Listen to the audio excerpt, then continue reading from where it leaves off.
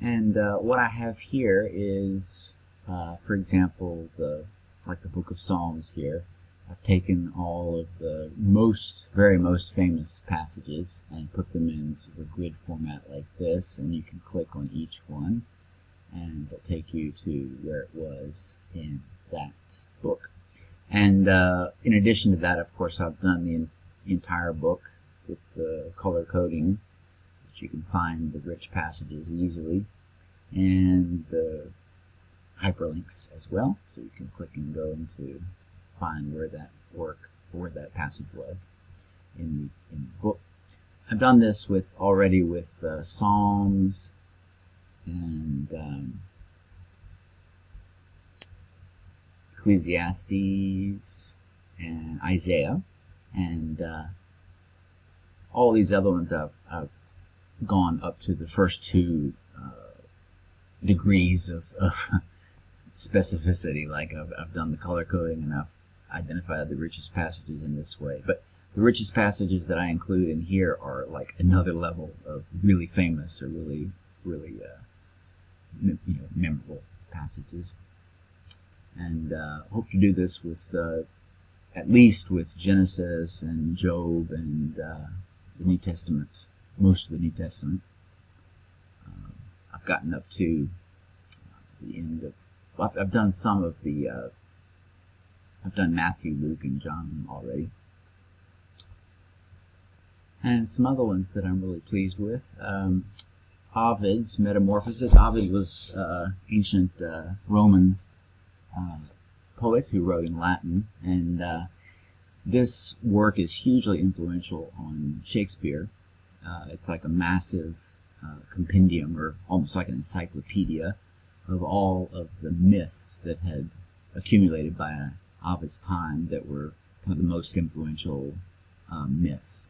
And I have a master list of all those myths, which you can click on here and go to. And each of the books, there's 15 of them, you can see the myths that were included in that book. And if you click on the individual myth, it'll take you to the sort of a very short description of it, and then a modern English translation. The one I have on here is considered, I think, the best, and it's actually a 17th century translation, but just to make modern readers a little bit more accessible, I put an English excerpt from it as well, modern English excerpt as well. And if you click on this, it'll take you directly to the point in the book where the myth is introduced. Another thing you'll notice is there's a lot of art on here, and I've done this for about, I haven't quite done it for all 15 books yet, but I've done it for about 10 of the books. This work was so influential on art and European art, and some of them I've included a sort of a selection of some of the most famous works of art that were influenced by the myths in this book. Also quite pleased with the Canterbury Tales. And the Canterbury Tales are Middle English. It's not even Elizabethan English, it's Middle English, so it's getting closer to German, but it's still a lot more accessible than Old English, which is basically German or Dutch. But it was written in 1387, and what I've got is all of the books are represented in here, and when you click on each individual book, it will take you to that book. And as I said, it's Middle English, so it's not always easy to follow. So what I've done is, if you hover over a word, it'll show you what it means in modern English. Also, there are audio recordings which you can listen to as you read, and it will play.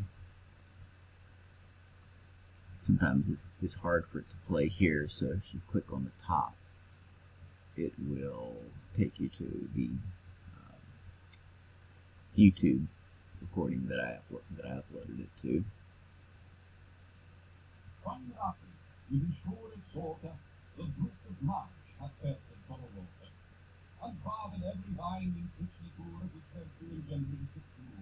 And so on.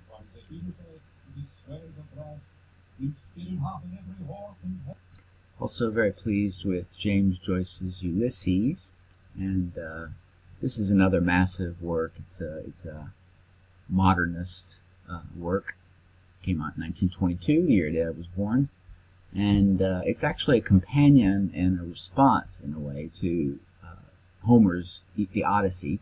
Odyssey follows the travails and the trials and the struggles of a hero as he goes through years trying to find his way back and get his way back to his family. Well, this one follows a set of characters through one day in Dublin in 1922, and each of the episodes has a companion in the Odyssey, and it's based on an episode or a character in the Odyssey. And I've kind of given a summary here of the correspondences between the Odyssey and this book. So that's something I'm kind of pleased with. And there's so much to go through in this one, but one of my favorite books is this one. It's a book that basically it's set in the evening in a maternity ward, and it's the occasion of it is the birth of a child, one of the characters' child, and it goes through basically the history of the English language. This book does, and basically each paragraph is written in that style of English. And if you click on this, it'll take you to where there's an identification of what English, what period of English that was based on. And I have lots of footnotes as well, as you can see, which will take you to the Oxford Companion footnotes. And one of the things that I'm most proud of with this project is just the range of it, and all the different periods, all the different languages are represented in English translation. And just to give you sort of a sense of the variety of it, I thought I would go through and just quickly kind of give you a description. So Shakespeare's plays, that's obviously 16th and 17th century Elizabethan English. This one is also around that period. Thomas Nash, it's Elizabethan period. Novels of Thomas Hardy, that's the end of the 19th century. Henry James novels, the end of the 19th century, English. English poet John Keats, English poet William Wordsworth, American poet Wallace Stevens. Wordsworth is late 18th century. Keats is 19th century English poet. Ovid's Metamorphosis, that's ancient Latin, as is Horace's Odes. Divine Comedy by Dante, that is includes all three of the works, the Inferno, Purgatorio, and Paradiso. So that's 13th century Italian. This book here is early Renaissance, like early 16th century Dutch. Mark Twain, of course, classic American writer of the 19th century, and I've got Huckleberry Finn in there, and Huckleberry Finn has these links that you can go to for each episode in each of the books. It's also got the original illustrations from the first edition. Also, I have his complete short stories, and there's a ton of them, believe me. Also, his dark writings. Homer is ancient Greek. Both Iliad and the Odyssey are on there. And also includes a little bit of the art that was famous from the Odyssey.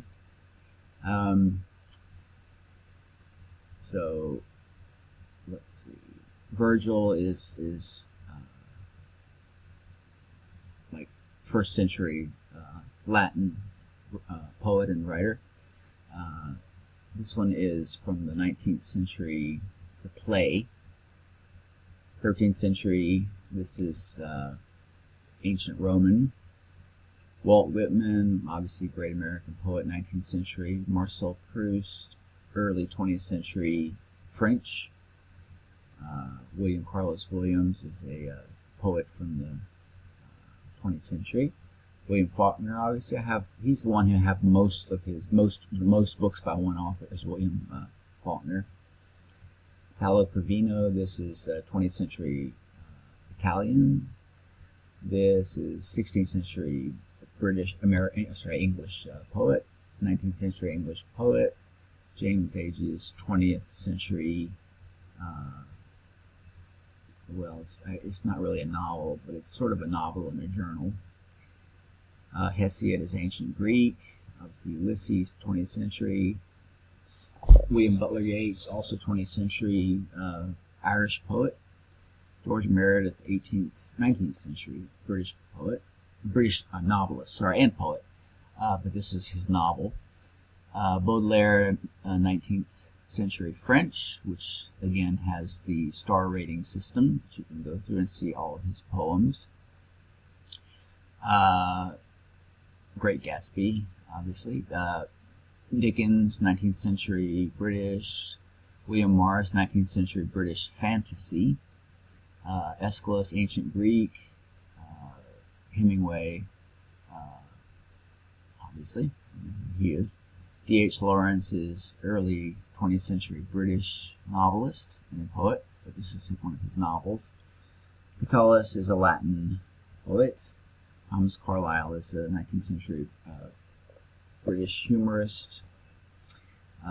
Jean Genet, 20th century French. Goethe, 18th century German. Emerson, I got a ton of Emerson on here. And, Jane Austen, 19th century British. Virginia Woolf, 20th century British. George Eliot, 18th century British. Massive, great work. This one has a ton of best. It's got like, it's one of my favorites actually. It's got like, gosh, how many? It's got over 350 best passages. Perseus, Latin. Pindar, ancient Greek. The Bible, obviously. Rimbaud is the 19th century French, and it has the star ratings.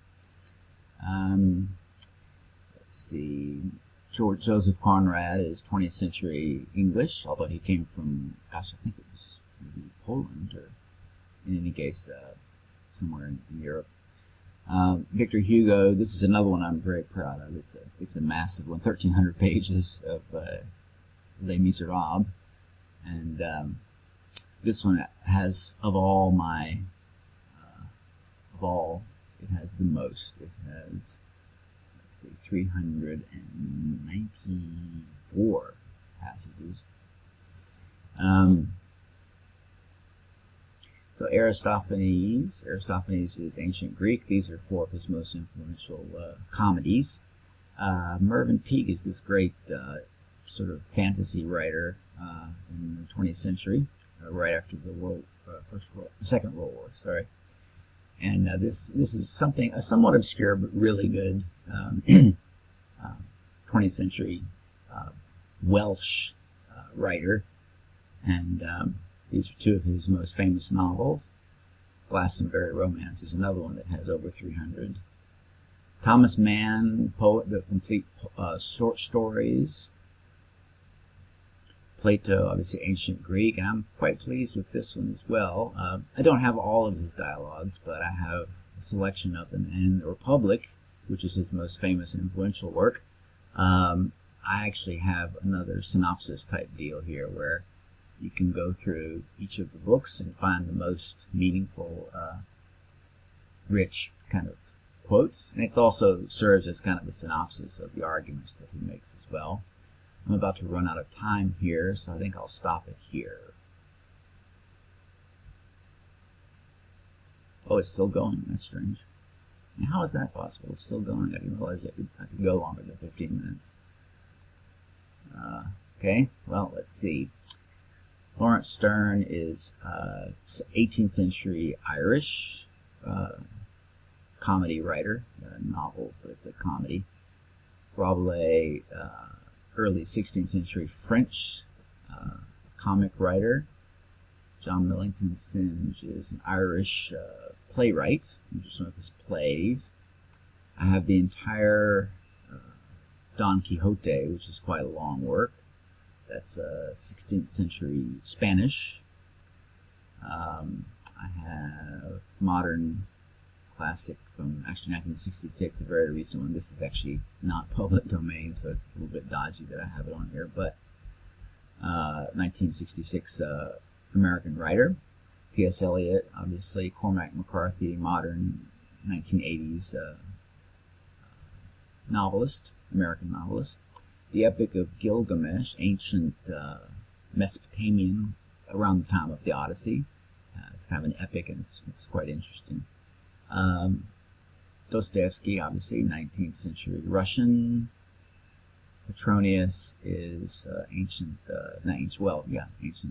Latin writer. Hermann Hesse is a German novelist. W.H. Auden is a 20th century British poet. And Beyond Good and Evil, this is Nietzsche, he's German. Saul Bellow, a 20th century American Jewish writer. Oscar Wilde, plays, well, the novel, Portrait of Dorian Gray, his stories and tales, and also, his stories and tales, and also his plays are all, the best of his plays are on here. And I think I'm going to stop it here because I've gone on for quite a while, but you can get a sense of the range of it.